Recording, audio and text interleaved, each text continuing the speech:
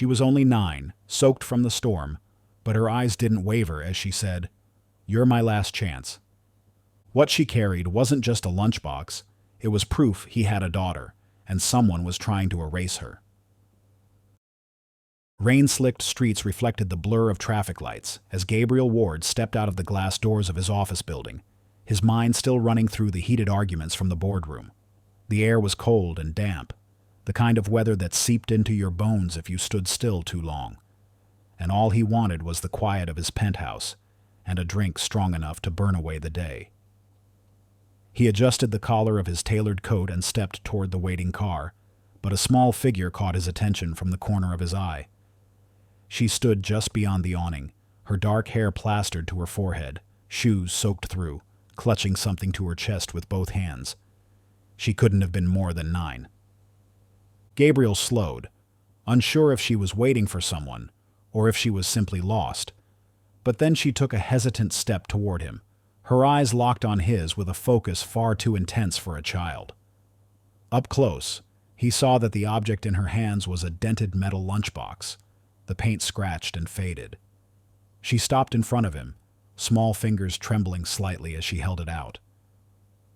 "My mom made it for you," she said, her voice soft but steady, "before she died." The words landed with a weight he didn't understand, knocking the rhythm out of his thoughts. He stared at her, at the way her knuckles whitened around the handle, at the smudge of dirt across her cheek, at the rainwater dripping from the hem of her coat. He almost asked if she had the wrong person, if she was confusing him with someone else, but the way she looked at him, like she had come here for a reason, kept him silent. "Who's your mother?" he asked finally, his voice quieter than he intended. She swallowed and blinked the rain from her lashes. "Claire Hayes." The name hit harder than the cold wind gusting through the street. It had been years since he had heard it, yet it pulled memories from the corners of his mind. Laughter over midnight coffee, arguments that ended in silence, a goodbye that never felt finished. He had not seen Claire since they were both in their 20s, long before his company had turned into the empire it was now. He had not known she had a daughter. He looked down at the lunchbox again, reluctant to take it, yet unable to refuse. Slowly, he reached out, his fingers brushing hers as he lifted it from her hands. The metal was cold, but there was a strange warmth in the gesture, as if it had traveled a long way to get here. Rain pattered against the awning above them, the city rushing by as though nothing had changed. But Gabriel's world had tilted. This was no random encounter, no coincidence. The girl had sought him out, carrying a message from someone he thought was lost to time, a message wrapped in metal and silence. And now he had to decide what to do with it. Gabriel stood there in the gray light, rain misting between them, the small lunchbox heavy in his hand. For a moment he could not find his voice, the sound of traffic and the hiss of tires on wet asphalt filling the silence between them. The girl did not move, did not fidget the way children often did. She simply looked up at him with steady eyes that seemed older than her years. He realized she was waiting for him to speak, but the questions in his mind tangled together until none of them made it out. "I'm Rosie," she said at last, her tone calm, almost formal, as if she had practiced saying it. Her gaze did not waver, and there was something about that stillness that unsettled him more than tears, or pleading ever could. He glanced down at the lunchbox again, noticing details he had missed before. It was dented in one corner, the once bright paint scratched away in patches, but it had been wrapped carefully in a faded floral scarf, tied neatly at the top as though it were something precious. The scarf looked familiar in a way that tugged at the edges of his memory, though he could not place it. She had held it with both hands when she gave it to him, as if afraid it might fall apart in the rain. Yet there had been no hesitation in the gesture. "Where's your father?" The words came out before he could think better of them, and he saw a faint shadow pass over her face. "I don't have one," she replied simply, her voice steady, without the bitterness or sadness he might have expected. "Just my mom. But she's gone now." Gabriel felt a strange pull in his chest at the matter-of-fact way she said it. No child should have to speak about losing a parent like it was something already folded away and stored in the back of their mind. He had met people who broke down in front of him over far smaller losses, yet this girl stood in the rain with the kind of composure that belonged to someone who had learned to hold themselves together because no one else would. He became aware of how strange the situation must look. A man in an expensive suit standing with a soaked child in front of his office, holding a lunchbox wrapped like a gift. People passed by without stopping, eyes sliding over them, unwilling to get involved. Rosie seemed not to notice, or maybe she was used to being overlooked. "Do you know me?" he asked, and she nodded without hesitation. "My mom told me about you. She said one day I might have to find you. She said you'd know what to do." Her certainty was disarming, but it was the quiet weight in her words that unsettled him the most. Somewhere in the space between them was a story he did not understand, and a truth he was not sure he was ready to face. Still, he knew one thing for certain: he could not walk away. The rain seemed to fade into the background the moment Rosie spoke her mother's name. Claire Hayes. The sound of it was like the sudden opening of a locked room in his mind, one he had avoided for years. Gabriel felt his breath catch, the familiar shape of the syllables stirring memories that had been buried so deep he thought they were gone. He had not heard that name spoken aloud in over a decade, yet in an instant he was 22 again, standing in the cramped kitchen of a student apartment with Claire's laughter spilling into the air. He remembered the way she leaned against the counter with her hair falling over one shoulder, how she could make a simple late-night meal feel like an adventure, how they used to talk until the first light of morning crept through the blinds. He remembered the promises they made, whispered in the dark with all the confidence of youth, as if the world would bend to their will just because they wanted it badly enough. He also remembered how it had ended, not with a fight, but with a slow unraveling, his ambition pulling him one way, and her quiet need for stability pulling her another. The last time he saw her, she had walked away without looking back, and he had told himself it was for the best. Now, standing in the rain with her daughter looking up at him, Gabriel realized that all those years of silence had not erased the mark she had left on him. He felt a tightness in his chest as questions crowded in. Why hadn't she reached out? Why hadn't she told him about Rosie? Why send a child to find him only after she was gone? He forced himself to meet Rosie's eyes, searching for traces of Claire. It was there in the shape of her mouth, in the way her gaze held his without flinching. She had Claire's quiet strength, the kind that made you want to tell her the truth even when it hurt. "Claire," he said slowly, tasting the name as if testing its weight after all these years. "I knew your mother a long time ago." Rosie nodded like she already knew that. "She told me. She said you were important to her once, and that if anything happened to her, I should give you this." She glanced at the lunchbox still in his hand, as though it were more than just a container. The scarf around it was damp now, the faded flowers bleeding into the fabric, and Gabriel felt an inexplicable urge to protect it from the rain. He didn't open it yet. Not here on the sidewalk with the city pressing around them. Whatever was inside had waited years to reach him. It could wait a little longer. He motioned toward the building behind him, feeling the weight of the past settling over his shoulders. "Come inside, Rosie," he said quietly. "We need to talk about your mother." And for the first time in years, Gabriel felt the pull of a story he was no longer willing to ignore. Gabriel led Rosie through the polished glass doors of the building, the warmth of the lobby wrapping around them after the damp chill outside. The receptionist glanced up, curious, but he gave a small shake of his head that said not now. He guided Rosie toward the private elevator, noting how she stayed close but not clingy, her small footsteps quiet against the marble floor. She carried herself like someone used to moving through places without drawing attention, and it made him wonder just how much of her life had been spent learning to stay invisible. When they reached his office, he shrugged off his coat and motioned toward the leather armchair near the low table. She sat without hesitation, folding her hands in her lap, while he went to the small kitchenette tucked in the corner. The familiar actions of filling the kettle and taking down a mug gave him a moment to steady his thoughts. but the questions still pressed at him from every side. He glanced back at her as the water heated, noticing how the rain had darkened her hair to almost black and how her shoes left faint wet prints on the rug. "Do you like hot chocolate?" he asked, keeping his tone light.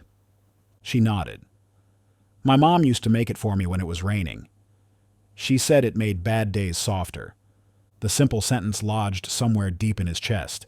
He found the cocoa mix, stirred it into the steaming water, and added more sugar than he normally would, guessing she might prefer it sweet. When he handed her the mug, she wrapped her fingers around it and took a careful sip, without spilling a drop.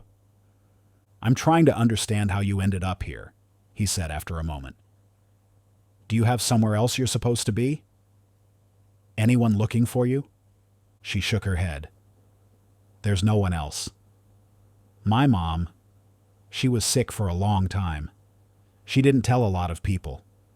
When it got worse, she told me that if she couldn't take care of me anymore, I should come find you. She said you'd know what to do." His gaze dropped to the lunchbox resting on the table between them, still wrapped in the faded scarf. "And she gave you this?" Rosie's eyes softened in a way that made her look even more like Claire. "She said I should keep it safe until the day I finally meet you. And when that day comes, I should give it to you first thing, no matter what." Gabriel sat back, the weight of her words pulling him deeper into a past he had tried to leave behind. Whatever was inside that lunchbox wasn't just a token from an old friend. It was the bridge between two lives that had been separate for years. He looked at Rosie, at the quiet trust in her expression, and realized she had nowhere else to go tonight. Without thinking too hard about it, he said, "Then I guess we should figure this out together." Gabriel sat at his desk with the lunchbox in front of him, the dim afternoon light spilling through the tall windows and catching on the metal surface. The scarf was damp from the rain, its faded flowers clinging to the box as if reluctant to let go. He untied it carefully, laying the fabric aside, and rested his fingers on the cool metal. For a moment he hesitated, feeling the strange weight of it, not from the contents, but from the years it had taken to reach him. Rosie sat quietly in the armchair across from him, her hands curled around the mug of hot chocolate, watching him without a word. The clasp gave a faint click as he lifted it, the lid creaking slightly on its hinges. Inside was something so ordinary it felt almost unreal. A simple sandwich wrapped neatly in wax paper, the edges folded with care. He stared at it for a long moment, his throat tightening at the thought of Claire making it. It was absurd to feel so much from such a small thing. Yet he could picture her hands, still graceful after all those years, smoothing the paper over the bread. Next to the sandwich was a folded piece of paper, edges worn as if it had been handled many times.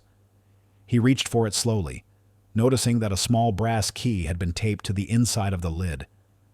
The tape was old, but still held firm, the key no bigger than the length of his thumb, its shape unfamiliar.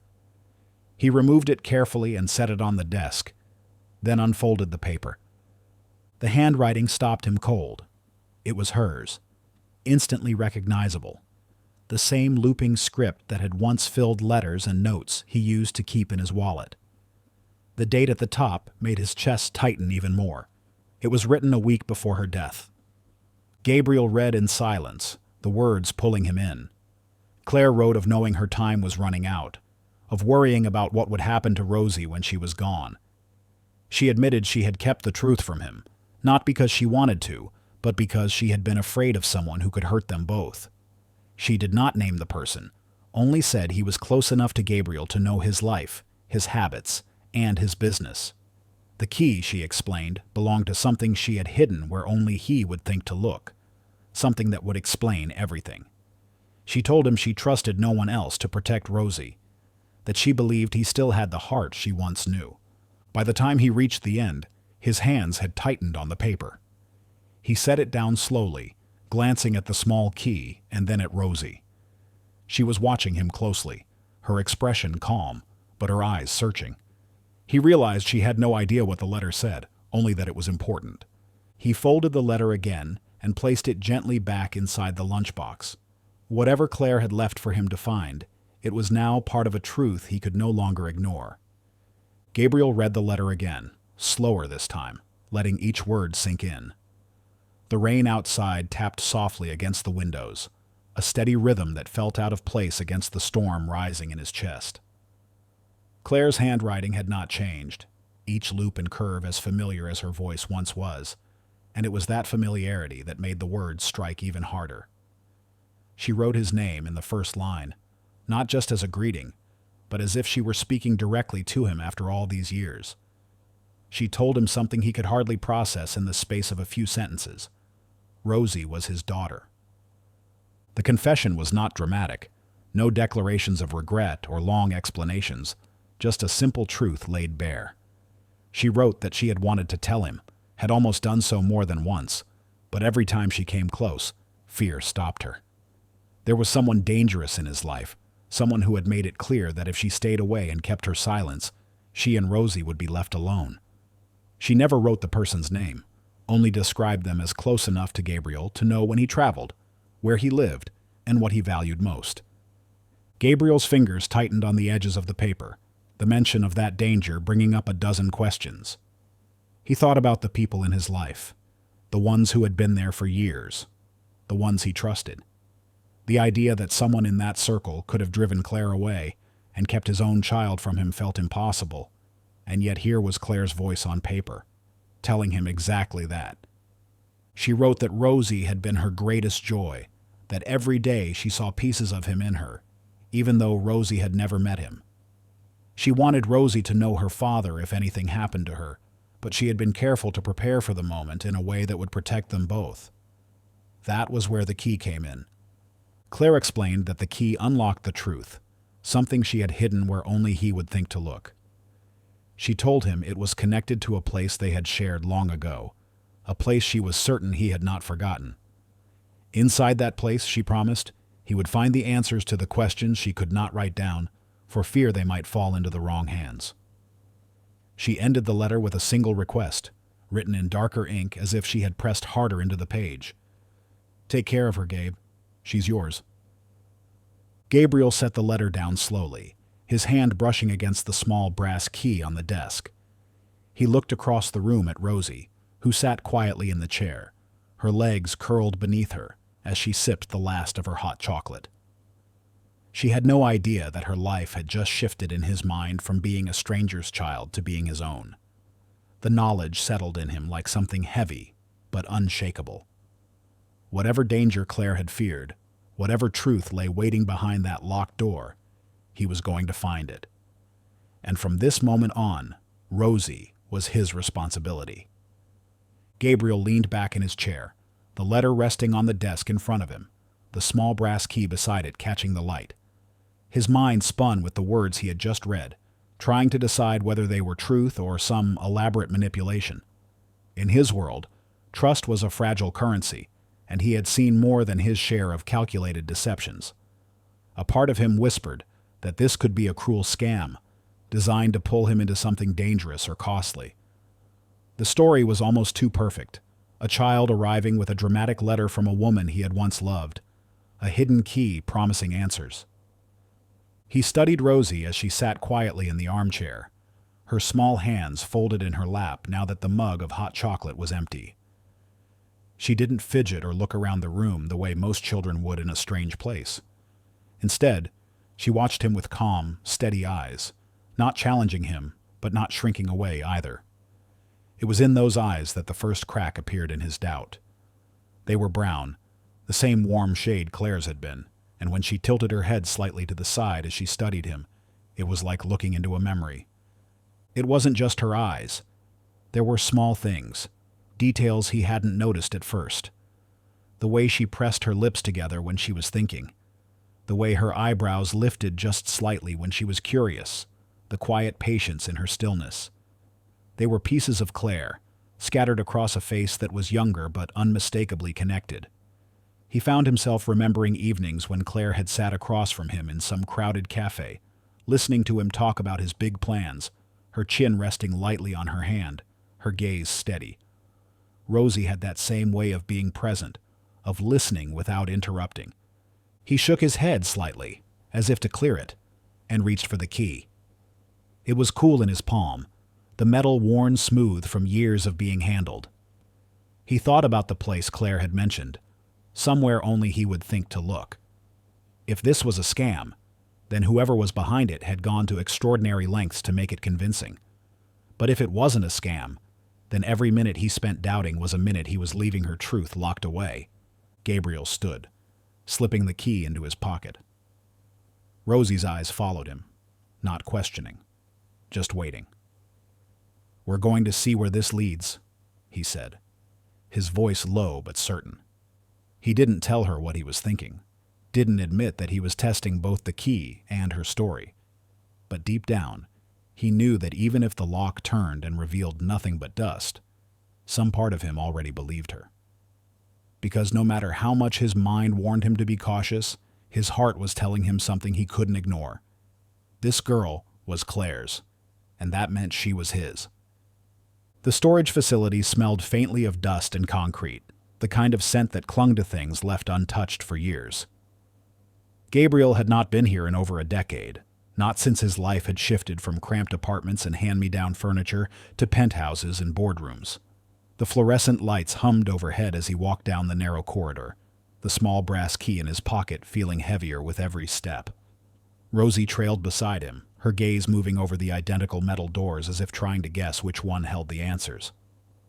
When they reached the far end of the row, Gabriel stopped in front of a door marked with a number he remembered instantly. His name was still faintly visible on the label, faded from time but still there, a reminder of the younger man who had once believed the things he stored here mattered enough to protect. He slid the key into the lock and turned it, the mechanism stiff from years of disuse. With a sharp click, it gave way, and he lifted the rolling door. The unit was dim and cool, the air stale. Dust hung in the narrow beam of light from the hallway, and the boxes inside were stacked just as he had left them, some labeled in his handwriting, others sealed without a mark. He stepped inside slowly, running his hand along the nearest box, recognizing the rough texture of the cardboard and the faded black marker scrawled with words like college notes, old photos, and letters. Rosie stayed by the doorway, watching as he moved deeper into the unit. His eyes scanned the stacks until they landed on something out of place, a small wooden chest sitting on top of a box near the back. The wood was dark, the edges worn, and there was a lock fixed to the front. He knew instantly that it had not been there the last time he was.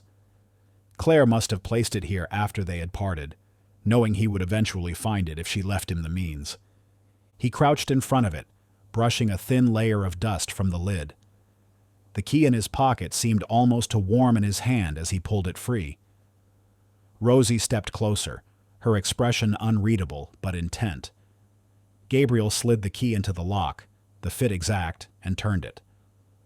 The lock clicked open with a sound that seemed too loud in the quiet unit. Inside the chest were neat bundles wrapped in brown paper and tied with string, along with a few loose items that caught his breath. A photograph of Claire holding a baby swaddled in a blanket, the baby's face turned toward the camera with a hint of a smile. Letters folded and worn from being read many times. Documents in sealed envelopes with his name written across them in Claire's handwriting. Gabriel sat back on his heels, staring at the contents, the proof of a truth he had only just begun to believe. This was not a scam, not a game. This was Claire's voice and life preserved for him to find, and now that he had, nothing would ever be the same. Gabriel lifted the bundles from the chest with careful hands, brushing away the fine dust that had settled over the years. The first stack was a small collection of photographs, their edges curling slightly from age. He sat on the cold concrete floor, Rosie kneeling quietly beside him, and began to look through them one by one. The first showed Claire in a sunlit park, her hair loose and wind-tossed, cradling a baby in her arms. The child was tiny, swaddled in a pale blanket, and though the face was round and new, Gabriel saw hints of familiarity in the shape of her nose, the curve of her mouth. The next photo caught Claire mid-laugh, the baby's small hand gripping her finger, both of them looking at each other like nothing else in the world existed. Rosie leaned closer, her eyes fixed on the images. She didn't say anything, but her fingers hovered near the photos as if afraid to touch them. Gabriel passed one to her, watching her study the younger version of her mother. There was a softness in Rosie's expression that he had not seen before, something almost fragile beneath her usual composure. Beneath the photos was a bundle of envelopes tied with string. When Gabriel untied it, he froze. The handwriting on the front of each one was his own. He recognized them immediately. Letters he had written to Claire during the weeks after their breakup, late-night words he could never bring himself to send. He had kept them for a while, then decided they were better left unsaid, and eventually he had thrown them away. Or at least he had thought he had. Somehow Claire had them. He opened one, scanning the sentences. The words were raw and unpolished, filled with confusion and longing, questions about why they couldn't make it work, promises he had been too stubborn to speak aloud. Reading them now felt like looking at a stranger's thoughts, a younger man who had no idea what was slipping through his fingers. Claire must have kept them for a reason, though what that reason was, he could only guess. At the bottom of the chest lay a flat envelope marked with his name in Claire's neat handwriting. He opened it and pulled out a set of legal documents. The paper yellowed slightly with time. His eyes caught on the title, Paternity Acknowledgement. Claire had filled it out, listing him as Rosie's father, signing and dating it. It had never been filed. Gabriel stared at the signature, his mind piecing together the meaning.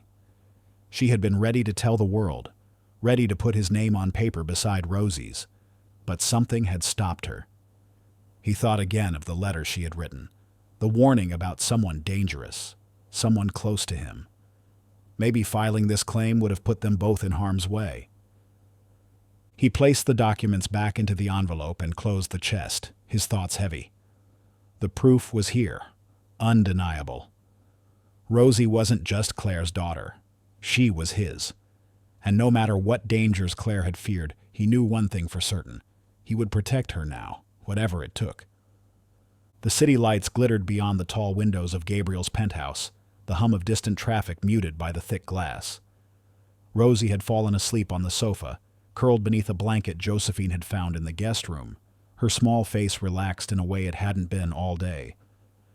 Gabriel stood nearby with a glass of scotch in his hand, his thoughts tangled in the photographs, letters and documents now locked in his office safe.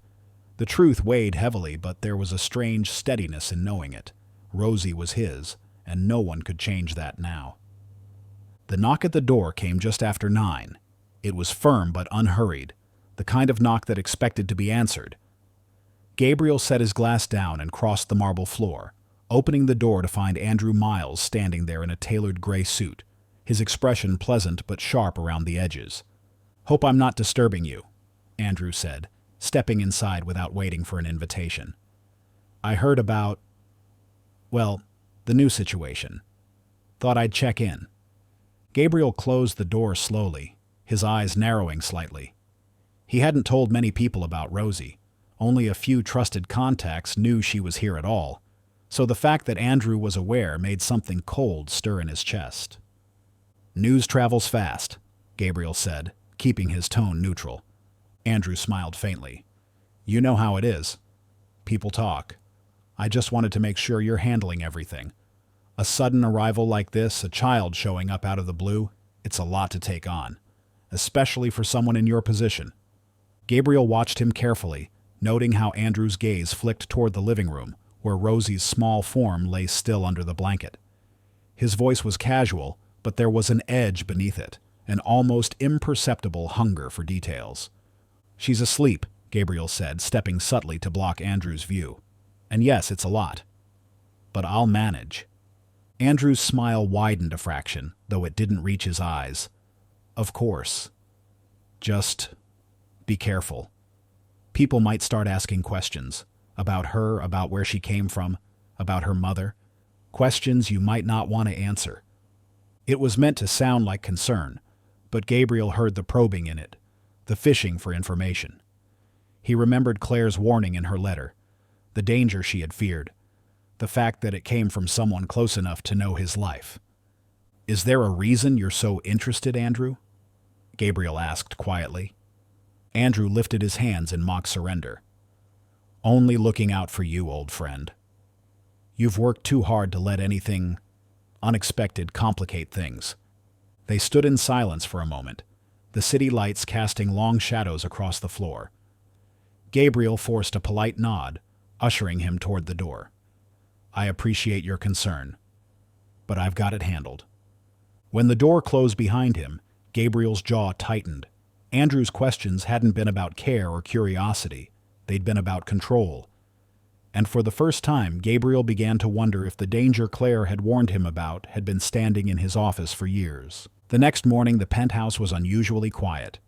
Gabriel had retreated to his study to work through emails, while Rosie wandered the wide hallways with the quiet curiosity of someone still trying to understand the shape of this new place. Josephine had gone to run errands, leaving the two of them alone in the apartment. Gabriel assumed Rosie was reading in the lounge or watching the city from the balcony, but when she appeared in the doorway to his study, her expression was different from anything he had seen before. Her shoulders were tense, her lips pressed into a thin line, and her eyes carried a seriousness that made him set his phone down immediately. I think I heard something, she said, her voice low, as if she was afraid someone else might hear. He gestured for her to come closer. What is it? She glanced toward the hallway before stepping inside, shutting the door behind her. It was your friend. The one from last night. Andrew. Gabriel's attention sharpened. What about him? I was getting juice from the kitchen, she began, keeping her voice even. He was standing on the balcony. He didn't see me. He was on the phone and he said, She showed up earlier than we planned. We'll have to move faster. The words landed like a stone in Gabriel's stomach. He sat back slowly, processing them, feeling a cold clarity settle over him. You're sure that's what he said? Rosie nodded without hesitation. I'm sure. He didn't sound happy. More annoyed, like you messed up his plan. For a moment, Gabriel said nothing, only watched her. She stood with her small hands folded in front of her, steady but expectant, as if waiting for him to tell her what to do next. It was then he felt something unexpected rise in him. Not just suspicion, not just anger, but a protective instinct so strong it surprised him. It wasn't the abstract kind he'd felt toward employees or the company's reputation. This was personal. It was about her. He pushed away from his desk and crouched to her level. You did the right thing telling me, he said, his voice firm but gentle. And I believe you. Some of the tension eased from her face, though she didn't smile. What does it mean? It means, he said, choosing his words carefully, that Andrew may not be the friend I thought he was, and that we need to be careful from now on. Her eyes met his, unwavering. I can be careful. I've had to be careful before. He hated the truth behind that statement, but he didn't show it. Instead, he nodded, placing a hand lightly on her shoulder. You stay close to me, and I'll make sure no one can hurt you. As she slipped out of the study, Gabriel remained by the desk, the echo of Andrew's words circling in his mind. Claire's warning was no longer just a shadow from the past. It was alive, moving, and already inside his world. And now, it had a deadline. Gabriel waited until Rosie had gone to bed before turning his focus to the one thing he trusted more than instinct: numbers. The glow from his laptop lit the study in a cool blue, the city lights beyond the windows scattered like distant constellations. He opened the secure portal to the company's financial system, bypassing the usual oversight protocols with his own credentials. Years of building a global tech empire had taught him that numbers told stories people tried to hide. If Andrew's voice on that balcony meant what Gabriel thought it did, there would be a trail somewhere, and trails could be followed. He began by running a review of high-value transactions over the past 2 years, filtering for payments to vendors outside their normal network. A few lines stood out almost immediately: wire transfers to a consulting firm he had never approved. The amounts just under the threshold that would have required his personal sign-off. At first glance, they looked like minor operational expenses, the kind of thing a CFO could process without raising alarms. But the pattern was too neat, too consistent, as if someone had been careful to make it blend into the background.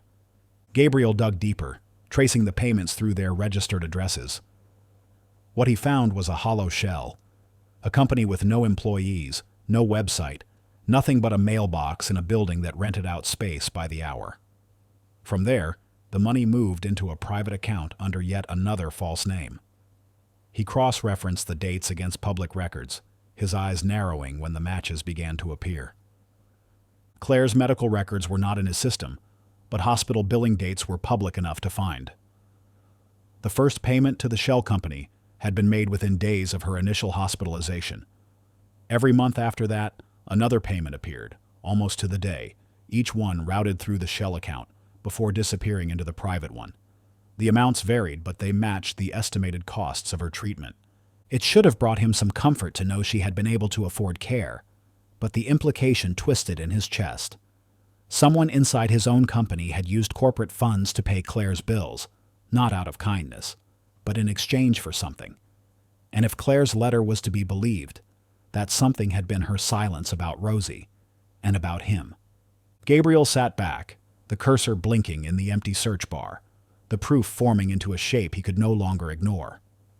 Andrew, as CFO, would have had the access and authority to make these transfers without anyone questioning them. He would also have known exactly how to hide them. But what unsettled Gabriel most was the precision. It wasn't sloppy greed, it was calculated control. He saved copies of every record, encrypting them under his own protocols. Whoever had done this had leveraged Claire's vulnerability to keep her and Rosie away from him, and they had done it using his own resources. The betrayal was no longer a suspicion. It was fact. And now, with the pieces in his hands, Gabriel knew the next step was to find out exactly how far this had gone, and who else might have been involved. The next morning, Gabriel found Rosie sitting at the kitchen counter, her small hands wrapped around a mug of tea Josephine had made for her. The steam curled up into the soft light spilling through the windows, and she was staring down into the cup as if her thoughts were somewhere far away. He slid onto the stool beside her, trying to keep his tone light. "You're quiet today," he said. She glanced at him briefly, then back at her tea. "I was just thinking about something. I think it's important." Her voice carried that careful weight he was beginning to recognize, the one that meant she had been turning something over in her mind for a while. He waited, letting her take her time. Finally, she set the cup down and looked at him directly.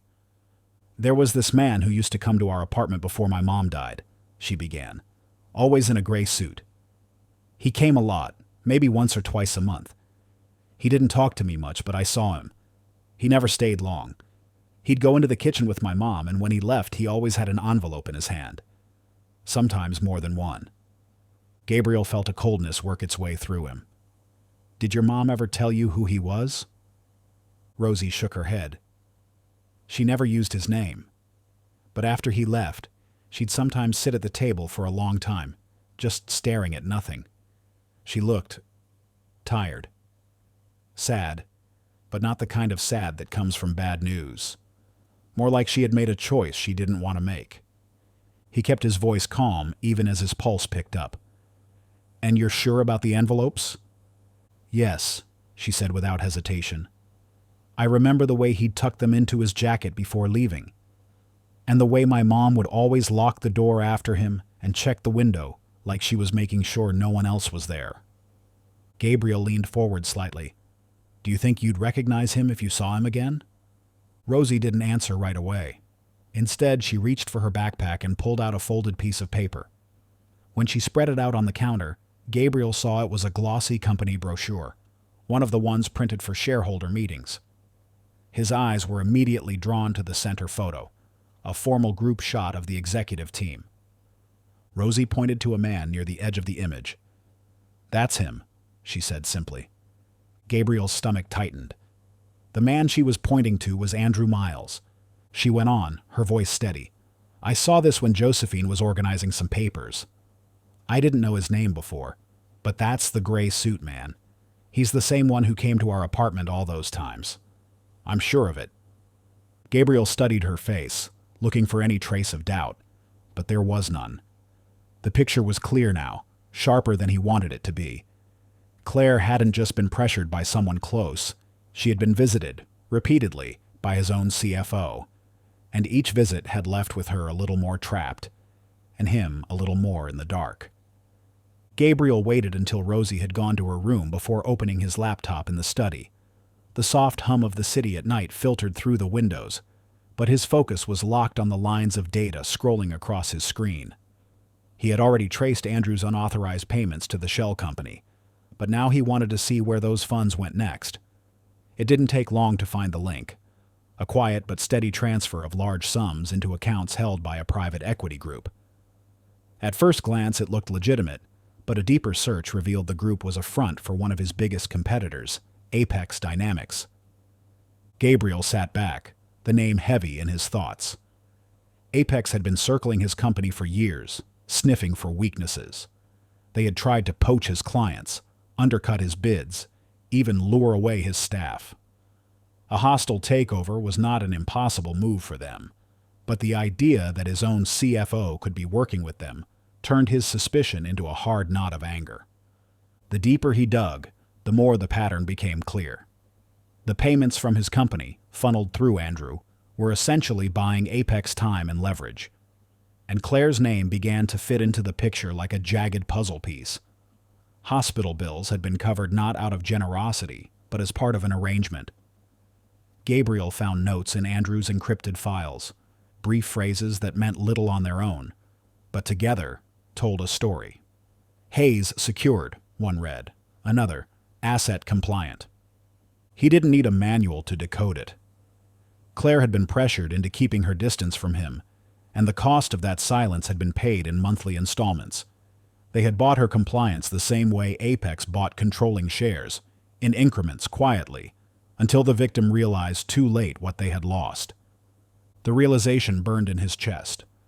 She had been protecting Rosie from something darker than financial trouble. The documents hinted at threats, though none were spelled out. One file in particular made his jaw clench. It listed collateral risk alongside Claire's and Rosie's initials. Whoever had written that had treated them like bargaining chips, a means to an end. It was one thing to target him in business. It was another to use the people he cared about as leverage. He pictured Claire sitting at that kitchen table Rosie had described, tired and quiet after one of Andrew's visits. He imagined the weight she had carried, choosing to accept money she didn't want in order to keep Rosie safe, knowing it meant erasing Gabriel from their lives. He closed the laptop slowly, the pieces of the puzzle fitting together in a way that left no room for doubt. Andrew wasn't acting alone. He was part of a network, Apex pulling the strings from a distance while he worked from the inside. And now Gabriel knew exactly what they had taken from him. The question was no longer whether he would fight back, but how quickly he could dismantle everything they had built against him. Gabriel laid out the files on the coffee table, each one a piece of the web Andrew had spun around him. Rosie sat cross-legged on the couch, watching him with the quiet focus he had come to recognize as her way of thinking. He had explained what he had found, carefully, without giving her more than she needed to know, but enough so she understood the stakes. Andrew was working with people who wanted to take everything from them, and now they had a chance to stop him. "We can't just accuse him," Gabriel said, leaning back. "People like Andrew are careful. They hide behind plausible explanations and clean paper trails. If I go to the board with what I have now, he'll twist it and make it look like I'm seeing shadows." Rosie tilted her head. "So we make him show everyone the truth himself." He smiled faintly. "Exactly. We give him something so tempting he can't resist, then watch him take it." She thought for a moment. "What if you told him there's a final meeting to sign something big? Like a deal worth a lot of money, something Apex would want before it's done." Gabriel's eyes met hers, impressed. "A final acquisition meeting," he said slowly. "Something that would change the company's future. We make it sound like I'm about to sign a contract that could block Apex from ever touching us. He'll rush to pass that information to them." They worked out the details together. The meeting would be scheduled for 3 days from now, a private off-site with only a select few on the invitation list. It would be just enough time for Andrew to report back and try to interfere. Gabriel's legal team, People he trusted without question would be briefed to monitor every communication Andrew made after hearing the news. Trusted security staff would set up discreet audio and video in the designated location. Rosie, who had an instinct for details he couldn't ignore, suggested they seed the information in a way that would feel natural. She would casually mention overhearing a call about the meeting when Andrew next visited, acting as though she thought it was boring adult talk. Gabriel would then confirm it in conversation, as if he didn't realize he was giving away something valuable. "That way he thinks he's getting it from both of us," she said, "and he won't think it's a trap." Gabriel nodded, feeling that unfamiliar swell of pride again. "You're sharper than most people I work with," he told her. The plan was simple, but it would work because it relied on Andrew's own ambition. All Gabriel had to do was give him a chance to take the bait and trust that his greed would do the rest. By the end of it, they would have him on record, speaking to Apex about confidential company plans, undermining Gabriel in his own words. As Rosie leaned back against the cushions, her small smile told him she already believed they would win. And for the first time in weeks, Gabriel felt the same. The conference room they had chosen for the meeting was dimly lit, the kind of space that carried a hush even when no one spoke. Outside the tall windows, the city's lights shimmered against the night sky. Hidden in the corners and tucked behind panels, small cameras fed a live stream to the company's board members, each one watching from their secure locations. Gabriel stood in a side hallway behind a closed door, listening through an earpiece as Andrew entered the room. Andrew was perfectly on time, his gray suit pressed, his smile confident. He believed he was meeting a contact from Apex to discuss the so-called final acquisition Gabriel had planted in his mind. Instead, one of Gabriel's trusted legal advisors, posing as the contact, sat at the head of the table, ready to draw Andrew out. "I told you he'd bite," Andrew said as soon as he sat down, his voice dripping with satisfaction. "Ward has no idea how close we are to pulling this off. That meeting he's planning will be dead in the water once we make our move." The advisor leaned forward slightly. "And you're certain he won't see it coming?" Andrew laughed, the sound sharp. He never saw any of it coming. "Not when I made sure Claire Hayes stayed out of his life. Not when I convinced her it was safer for her and the kid if she kept quiet. She took the money every time, just like I knew she would. By the time Ward finds out what's happened, Apex will have everything: technology, clients, market share, and I'll be sitting in his chair." In the hallway, Gabriel's jaw tightened, the words cutting deeper than he expected, even though he had already guessed the truth. Hearing Claire's name spoken so casually, as part of some business calculation, stirred a protective anger that burned low and steady in his chest. Andrew leaned back in his chair, his arrogance growing. "Ward's too sentimental to make the hard calls. That's why he'll lose. People like him think loyalty is a strength. I know it's a weakness. And now, with this acquisition, Apex will close the deal and he'll never recover." That was when Gabriel stepped into the room. The shift in Andrew's expression was immediate, confidence slipping into something sharper, colder. "Funny thing about loyalty," Gabriel said evenly, walking to the table. "It's not weakness when it's given to the right people. But betrayal, Andrew, that's always a losing game." Andrew's eyes flicked toward the door, then back to Gabriel. "What is this?" "This," Gabriel said, gesturing to the small blinking light on the camera in the corner, "is being streamed live to the entire board. They've heard every word you've said tonight, every threat, every admission about Claire, about Rosie, about Apex."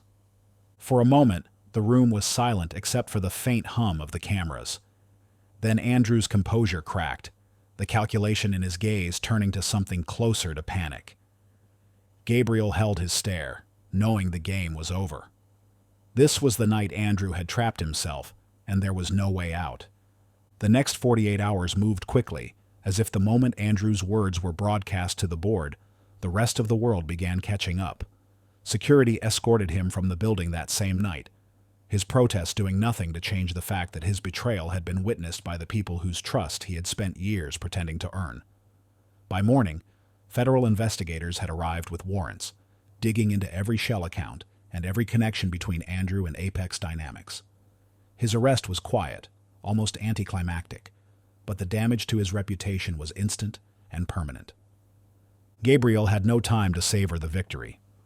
The board wanted statements, the legal team wanted strategy, and the press wanted answers.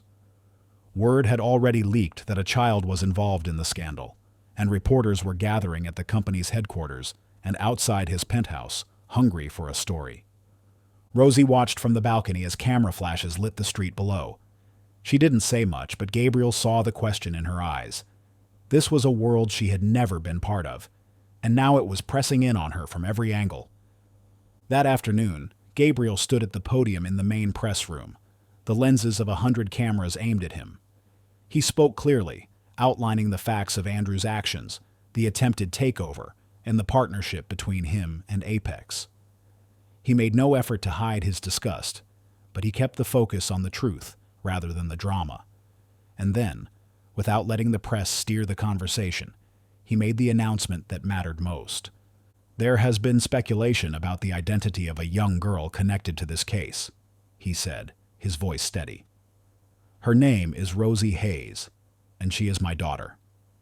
That is not a rumor. That is a fact. She is not a witness for the press to hound or a headline to be spun. She is my family, and I will protect her as fiercely as I protect this company. The questions came fast, but he didn't give them room to twist his words.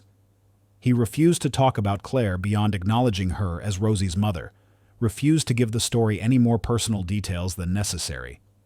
When the conference ended, he walked straight out, ignoring the shouted follow-ups, his security clearing the path to the car.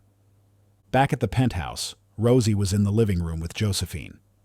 She looked up as he entered, and though she tried to hide it, there was relief in her face. "They know now?" she asked quietly. "They know," he said, taking a seat beside her. "And they also know you're off limits." She studied him for a moment, as if trying to decide whether to believe it, then gave a small nod. He didn't push for more.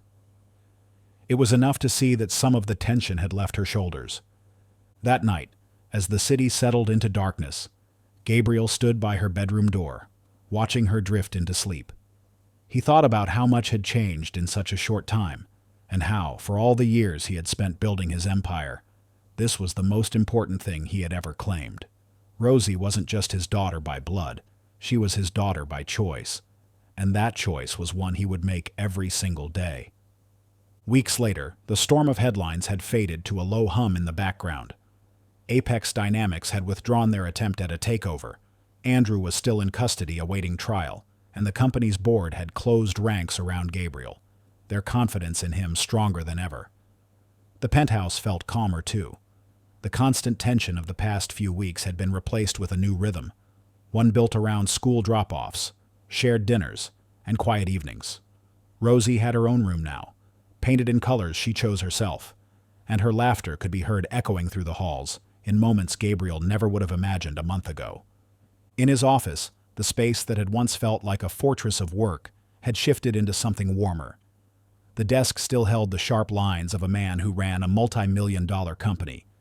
But now, between the bookshelves and the tall windows, a small section of the credenza had been cleared for something else entirely.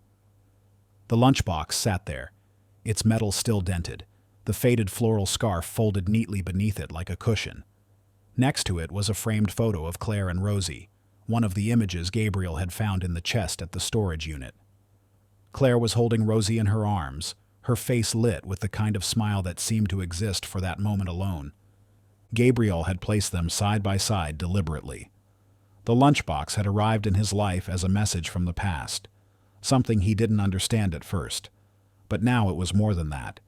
It was a symbol of the day everything changed, not just the day he learned he had a daughter, but the day he chose to be her father in every sense. He no longer saw it as a relic of what he had missed, but as a marker of what he had gained. He found himself glancing at it often during the day. In tense meetings, when negotiations became tangled and voices grew sharp, his eyes would drift to that corner of the room, and he would remember that some fights mattered more than contracts. At night, when the office was quiet and the city stretched out in glittering silence, He would stand in front of it and feel the steady pull of responsibility and love, both rooted deeply now. Rosie had noticed its place too. One afternoon she came into the office with her backpack still slung over one shoulder and stood in front of the lunchbox for a long moment. "It looks different here," she said softly. Gabriel smiled. "It's home now. Just like you." She reached out to touch the edge of the scarf, her fingers lingering there before she turned to him. "I'm glad you kept it."